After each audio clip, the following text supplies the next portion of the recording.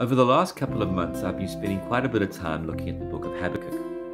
It's a small little book. It's only 3 chapters long, and you could think that that makes it insignificant or marginal in the Bible story. But that would be far from the truth, because it is a great little book which speaks into many of the questions and the wrestles that you and I still have 2,500 years later. And in some ways seems particularly pertinent to the situation that we all find ourselves in now in the midst of this coronavirus.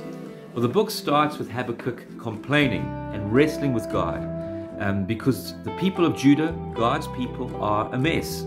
Corruption is rife, sin is everywhere, and as a result, the whole of the society seems to be broken and turning away from God.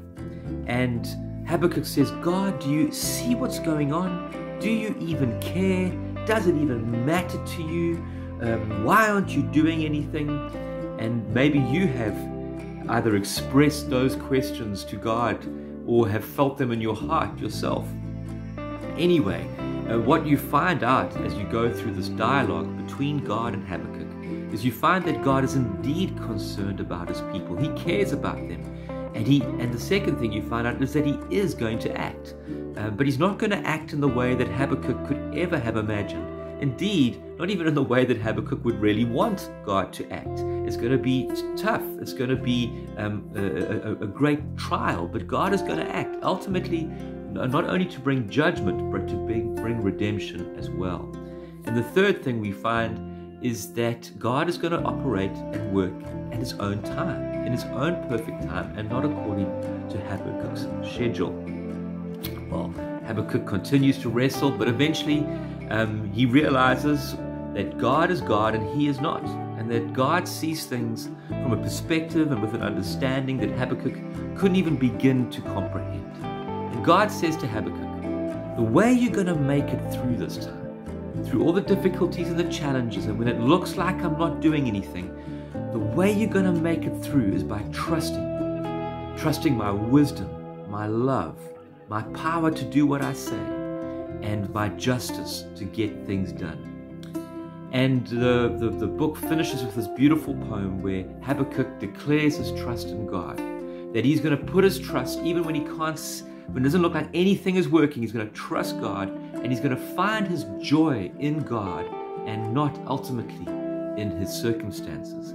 And that's a big thing, because our circumstances are fickle and fragile, whereas God is constant and faithful and unchanging. And the Bible describes God sometimes as a rock, one that we can depend upon.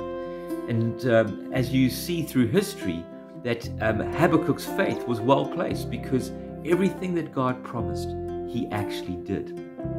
But within the book of Habakkuk, there is an echo of an even greater salvation that God is going to work, a greater act of justice and redemption.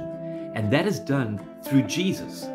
In the Old Testament, it says in the book of Hebrews that in the Old Testament, God spoke to his people through prophets. But in the New Covenant, in the New Testament, and in our age, God has spoken to us through Jesus.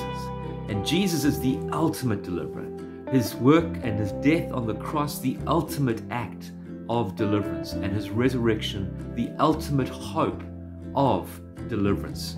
In the resurrection, as we see Jesus defeated death and sets into motion a redemption which will find its ultimate completion when Jesus returns. But in the meantime, you and I, like Habakkuk before us, go through moments where we don't see things happening like we want, where things are difficult and hard.